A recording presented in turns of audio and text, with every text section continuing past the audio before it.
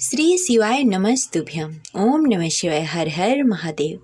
प्रिय श्रोताओं, आप सभी को मौनी अमावस्या की हार्दिक शुभकामनाएं। आज सुनेंगे मौनी अमावस्या की कथा। तो प्रेम से बोले शिव जी माता पार्वती की जय, से बोले लक्ष्मी नारायण की जय। जय श्री हरि। हिंदू धर्म में माघ महीने का विशेष महत्व है और माघ महीने की अमावस्या बेहद ही खास है। इस अमावस्या को मौनी अमावस्या कहा जाता है। मौनी अमावस्या के दिन पवित्र नदियों में स्नान करके दान और पूजा पाठ करने का विशेष महत्व होता है। माना जाता है कि मौनी अमावस्या के दिन सूर्य और चंद्रमा मकर राशि में रहते हैं और इस मुहूर्त में स्नान, दान, पूजा पाठ, जप तप करने से 2 गुना फल प्राप्त होता है। इसके साथ ही इस दिन पितरों के निमित्त दान और तर्पण भी किए जाते हैं और इस दिन पीपल वृक्ष की पूजा आराधना करने का विशेष महत्व होता है। मौनी अमावस्या के दिन भगवान विष्णु और माता लक्ष्मी की पूजा की जाती है। साथ ही इस दिन तुलसी माता की भी पूजा करनी चाहिए।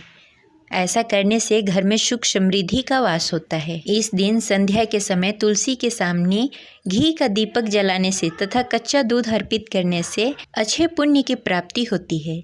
साथ ही अमावस्या के दिन व्रत भी रखा जाता है और पीपल के वृक्ष की पूजा की जाती है। साथ ही मौनी अमावस्या की कथा भी सुनी जाती है। इस कथा के बिना व्रत अधूरा माना जाता है। मौनी अमावस्या की कथा सुनने से व्रत की पूर्णता और पुण्य फल की प्राप्ति होती है। तो आइए सुनते हैं मौनी अमावस्या व्रत कथा। तो प्रेम से बोलिए लक्ष्मी नारायण की जय। जय शिव शंभो। कथा शुरू करने से पहले इस वीडियो को लाइक करके कमेंट बॉक्स में लक्ष्मी नारायण की जय अवश्य लिखें। मौनी अमावस्या की पौराणिक कथा के अनुसार कांचीपुरी में देव स्वामी नामक एक ब्राह्मण और उसकी पत्नी धनवती का एक परिवार था। उसके 7 बेटे और गुणवती नामक एक बेटी थी। ब्राह्मण ने 7 पुत्रों का विवाह करके बेटी के लिए वर खोजने के लिए अपने बड़े पुत्र को भेजा। उसी दौरान किसी पंडित ने पुत्री की जन्म कुंडली देखी और बताया सप्तपति होते हुए भी यह कन्या विधवा हो जाएगी। तब उस ब्राह्मण ने पंडित से पूछा कि पुत्री की इस वैद्या दोष का निवारण कैसे करें। पंडित ने कहा, सोमा का पूजन करने से वैद्य दोष दूर हो जाएगा। फिर सोमा का परिचय देते हुए उन्होंने बताया कि वह एक धोबिन है। उसका निवास स्थान सिंह द्वीप पे है। उसे जैसे तैसे प्रसन्न करो और गुणवती का विवाह से पूर्व उसे यहाँ बुला लो। तब देव स्वामी का सबसे छोटा लड़का बहन को अपने साथ लेकर सिंह द्वीप पर जाने के लिए सागर तट पर चला गया। सागर पार करने की चिंता में दोनों एक वृक्ष की छाया में बैठ गए। उस पेड़ पर एक घोंसले में गिद्ध का परिवार रहता था।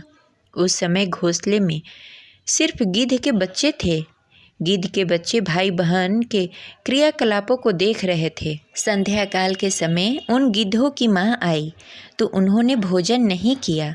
वह अपने माँ से बोले, माँ, नीचे 2 प्राणी सुबह से भूखे प्यासे बैठे हैं। जब तक वे कुछ खा नहीं लेते तब तक हम लोग भी कुछ नहीं खाएंगे।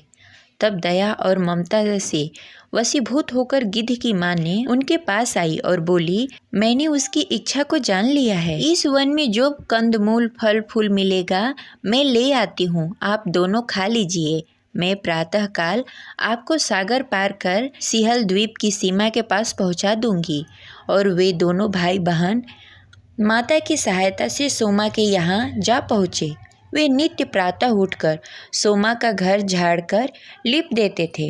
एक दिन सोमा ने अपनी बहुओं से पूछा, हमारे घर कौन बहार देता है और कौन लिप पोत देता है? सबने कहा, हमारे सिवा और कौन बहार सकता है, यह काम कौन करेगा? किंतु सोमा को उसकी बातों पर विश्वास नहीं हुआ। एक दिन उसने रहस्य जानना चाहा। वह सारी रात जागी और सब कुछ प्रत्यक्ष देखकर जान गई। सोमा का उस बहन भाई से वार्तालाप हुआ। भाई ने सोमा को बहन संबंधित सारी बात बताई।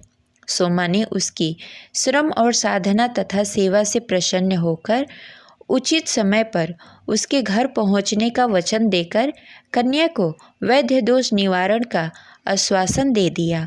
मगर भाई ने उससे अपने साथ चलने का आग्रह किया। आग्रह करने पर सोमा उसके साथ चली आई। चलते समय सोमा ने अपनी बहुओं से कहा, मेरी अनुपस्थिति में यदि किसी का देहांत हो जाए तो उसके शरीर को नष्ट मत करना, मेरा इंतजार करना। और फिर सोमा बहन भाई के साथ कांचीपुरी पहुंच गई। दूसरे दिन गुणवती के विवाह का कार्यक्रम तय हो गया। सप्तपदी होते ही उसका पति मर गया। सोमा ने तुरंत अपने संचित पुण्यों का फल गुणवती को प्रदान कर दिया। तुरंत ही उसका पति जीवित हो उठा। सोमा उसे आशीर्वाद देकर अपने घर चली गई।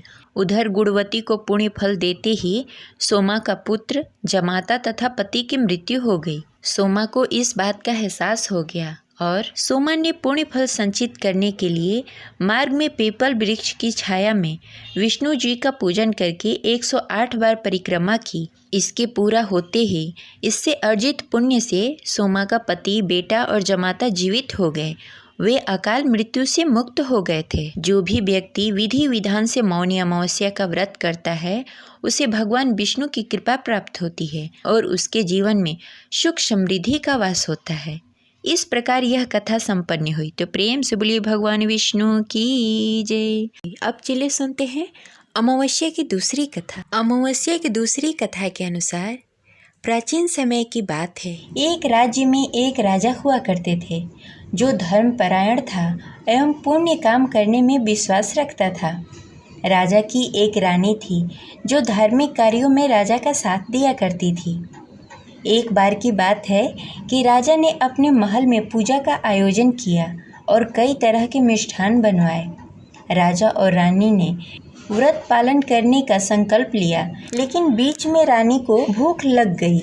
रानी ने पूजा के लिए तैयारी की गई मिठाई में से थोड़ी सी मिठाई खा ली। जब राजा ने रानी से पूछा कि मिठाई कम कैसे हो गई, तब रानी ने झूठ बोल दिया कि मिठाई चूहे ने खा ली। राजा ने गुस्से में आकर महल में मौजूद उन चूहों को पकड़वाकर महल से बाहर फेंकवाने का आदेश दे दिया। चूहे के ऊपर आरोप लगने के कारण वह चूहे रानी से बहुत नाराज थे। चूहों ने एक चाल चली। फिर एक दिन राजा के यहाँ अतिथि पधारे और राजा के ही अतिथि कक्ष में सोए। चूहे ने रानी का वस्त्र लेकर अतिथि के पास रख दिया। प्रातःकाल उठकर सभी लोग आपस में बातें करने लगे कि छोटी रानी के कपड़े अतिथि के कमरे में मिले। यह बात जब राजा को पता चली तो वह रानी पर नाराज हो गए और रानी को घर से निकाल दिया। रानी महल से निकलकर एक झोपड़ी में रहने लगी और नियमित रूप से पीपल के वृक्ष में दीपक जलाती और जल डालती। इसके साथ ही वह पूजा करके गुड़ धानी का भोग लगाकर लोगों में प्रसाद वितरण करने लगी। इस प्रकार कुछ दिन बीत जाने के बाद एक दिन राजा उस पीपल के पेड़ के पास से गुजरने लगे जहां उनकी पत्नी दीपक जला रही थी। इस दौरान उसका ध्यान उस पेड़ के पास जगमगाती रोशनी पर गया।